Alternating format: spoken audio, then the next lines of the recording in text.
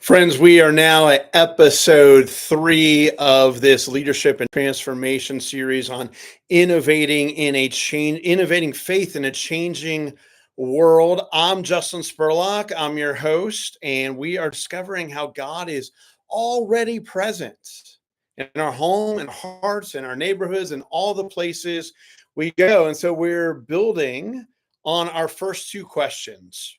Where is God already showing up in your life? And who has God entrusted to your care? And now the next sacred step. What are the longings and losses of those entrusted to your care? This one requires us to slow down, to lean in, to listen deeply to others, to the spirit, to the ache beneath our own surface. Let me tell you a story. Not long ago, a family came into my office for prayer. Nothing was wrong on the surface. They were doing all the usual things: work, school, sports, church. But the parents looked really tired. Their teenager was clearly anxious. And as we talked, something bubbled up that had been unspoken: a longing. A longing for rest, a longing for connection, a fear that they were missing something in the busyness of it all. They didn't say it directly. I'm not sure they consciously could put it into those words, but I could feel it: the weight of their schedule, the fear of not being enough, the loss of a word that they probably have not used: Sabbath. Sabbath. And they're not alone. In the scriptures, in the Gospel of Mark, chapter 10, starting in verse 46, we hear the story of the healing of a blind man named Bartimaeus. One of the verses says this: Jesus said to him, what do you want me to do for you? And the blind man said to Jesus, Rabbi, let me see again. Rabbi, let me see again. This story stirs me. It stirs pretty much anyone who ever reads it. It's a very popular story of healing in the Gospels. Jesus doesn't assume what Bartimaeus needs. Jesus stops and asks him, what do you want me to do for you? What is it that you need? What is your longing? What is the loss that you need someone to do something about in your life? These kinds of questions, friends, are sacred questions. They are holy questions because it honors the agency and humanity of the person in front of us, rather than them being a project that I'm going to assume I can fix and fix their life and make it the way that I want it. Instead, I see the humanity of the person in front of me. These questions assume that behind every face, there's a story, there's a need, there's a longing, there's a loss. Professor Scott Kermode at Fuller Seminary is the person that I've been basing a lot of this material around. And this question, what are the longings and losses of the people God has entrusted to us, is his question. It's from his book, Innovative Church. And he reminds us that to innovate in the church, we have to stop and consider the real lives of people, the real stories of the people that God has entrusted to us. We must listen long and hard to discover their longings and losses. This isn't a marketing question. It's a pastoral one. It's a soul question because when we know what hurts, what aches, what's missing in someone's life, we can begin to come alongside of them and connect with them. And we can offer something more than a program. We can offer presence. We can offer our love. Let's talk about it practically. Longings and losses are usually not obvious. They hide beneath surface complaints.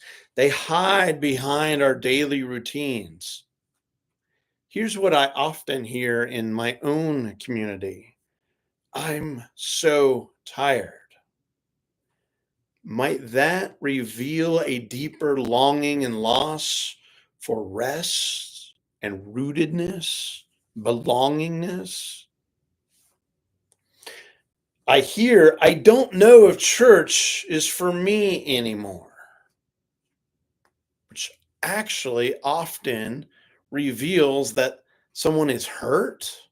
They're feeling spiritually adrift. The surface answers, the cliche answers that people often give aren't doing it for them anymore. How about, I just want my kids to be okay?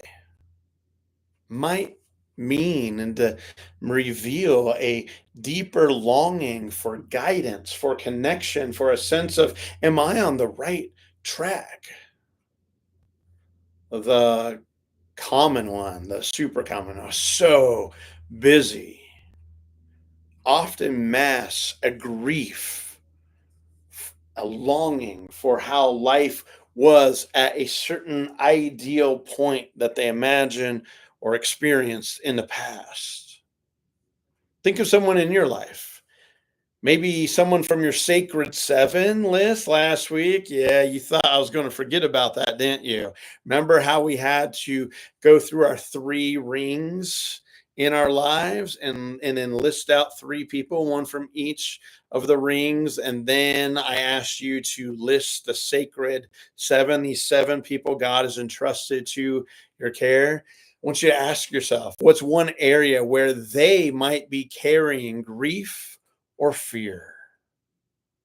What's one area where those each one of those seven individuals are carrying grief or fear? What might they be longing for beneath their daily busyness or even silence? When was the last time someone asked them how they're really doing?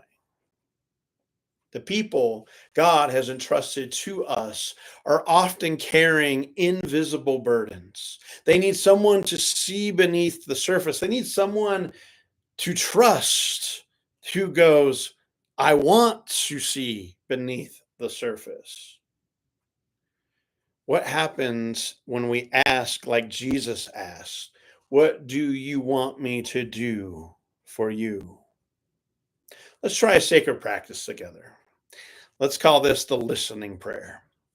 I want you to take a breath. I want you to close your eyes if you're able. Don't do that if you're in the car driving down the road. I want you to picture someone who's on your heart today. Now, silently ask God, Lord, show me what this person is carrying. What are they longing for? Where are they hurting? And I want you to pause for 30 seconds.